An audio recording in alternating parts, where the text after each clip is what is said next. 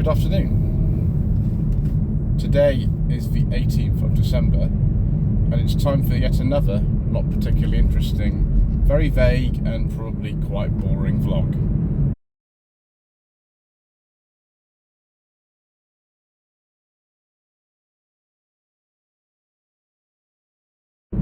So I've just been to Barron's Classic Car Auctions for their Christmas Cracker sale preview, which you've probably already seen on my channel by now. But there's something that I've been thinking about this week, and it's something I wasn't quite expecting when I heard the news about this. Back in the autumn, it was announced by the CEO of, I think it was SEAT, who said that the brand would stop selling cars as we know it by 2030. Obviously that's some time away, but it seems that the brand isn't just doing kind of mediocre sales in this country. It's been doing mediocre sales, unfortunately, for some time now, but it's been doing mediocre sales in quite a few other parts of the world, and that is a bit of a shame, because certainly in the early days of my motoring career, SEATs were very, very important.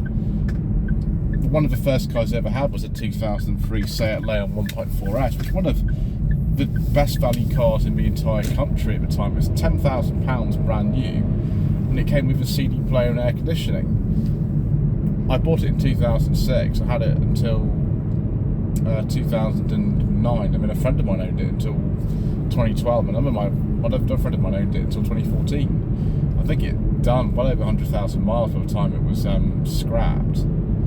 And just a Golf that was some cheaper and more stylish. I drove a Leon Cupra recently as well, a Mark 1, and that was also really good fun. 1.4S is a bit slow, but they were very, very good value, and it was quite excellent cars, really. And then if you look at the very first video that ever was on this channel, which is the Tweed Jacket Reviews episode for the 2017 SEAT Toledo Mark IV, which was a car I'd owned at the time for just over a year, and you'll see that they've been quite important cars to me and many other people. The Leon, the Ibiza, and to a lesser extent the Toledo. The Toledo went through 4 iterations. They've been very sort of iconic cars, and things like the Ateca and Tarraco and the Rona have also been cars that you see around. But for some reason in this country we don't seem to like SEAT much. We do Skoda. The cars are really similar actually underneath, and they share a lot of the same sort of switch gear and that kind of thing as well. So I don't know what it is really. I don't even think the pricing of particularly of SEATs and Skodas is that different anymore. So why don't we like the SEATs, and why do we like the Skoda so much in this country? I don't really know. I can't understand it at all.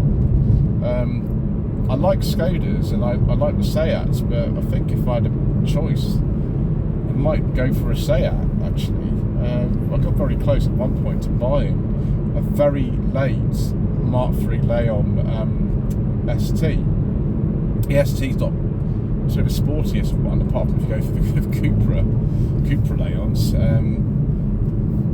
But the Mark III Leon, I think, even the STs are very stylish. The SCs, the 3 doors, even more stylish. I just don't quite know what the sort of issue is and why people don't want to buy them. They went through this period where they actually got next Alfa Romeo designer, Walter Silva, to come and draw some of their cars, and he did some really, really stylish ones. They were sort of hoping that SEAT might be sort of the Spanish equivalent of Alfa Romeo. I don't think it ever quite happened, but I could see where they were sort of trying to do. And SEATs do sell more than Alfa Romeos in this country, even now, but they just maybe don't sell enough for sort of volumes that Volkswagen really want. The Cupra brand, which started off, I think, the late 90s on the Ibiza, has now kind of taken over where they're sort of pushing it, and things like the Fermentor and the Born. The Borns actually are sort of selling relatively well. They seem to have taken over the sort of focus that the Cupra models had for Seat, really. And I'm not sure whether or not I particularly like the direction they're going with that, but that's where they're putting their money.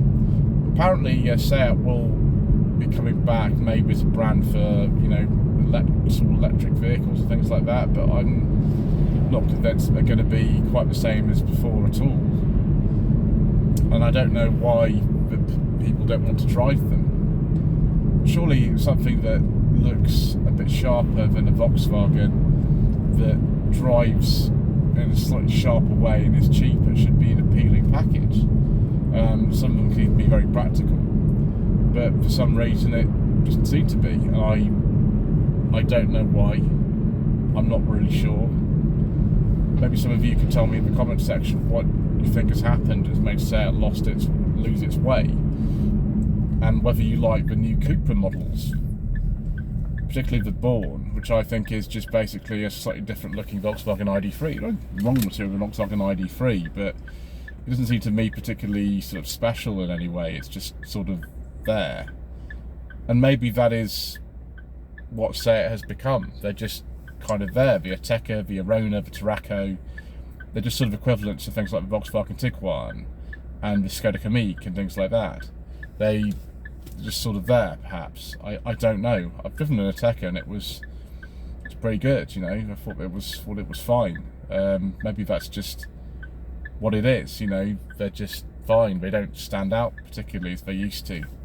Seat's actually got a very, very long history. It was a Spanish government-owned maker for some time, and they tied up with Fiat as early as the 1950s. The Seat 600 was the car that actually put a lot of Spanish families on the road in the 50s, 60s, and 70s. It was very popular. So was the Seat 124 and the sort of variants thereof. Then there was a wonderful thing called the Seat 1430 Bocca Negra, which is a very stylish coupe from the 70s. So we had a degree of autonomy, and you know, by the time Volkswagen bought them, I think in the 1980s Volkswagen bought them, they started to make the Mark 1 Ibiza, which is a very interesting car. A little bit of Fiat engineering, but not an awful lot. All of it independent, some help from Porsche with assistant Porsche engines, and by the early 90s they brought out their first car that was based on a Volkswagen platform, the Mark 1 Toledo, which is a very rare car now. One of the rarest cars Seat ever sold is the Seat Malaga. I mean, when have you ever seen a Seat Malaga on the roads of this country? I don't even think there are any left. So, sort of interesting history that they've had with the different owners that the company has experienced over the course of many years, and I don't know why it's not successful anymore. Why Cupra is thought to be, you know, the future, and Seat itself is not. Maybe you can let me know in the comment section below about all this, because it's a bit sad really when, you know, a manufacturer sort of almost disappears and their sales just don't kind of live up to expectations. But thank you ever so much indeed once again for watching. Please don't forget to subscribe to the channel, like this video, leave a comment below, and we shall see you again very soon for some more incredibly vague musing.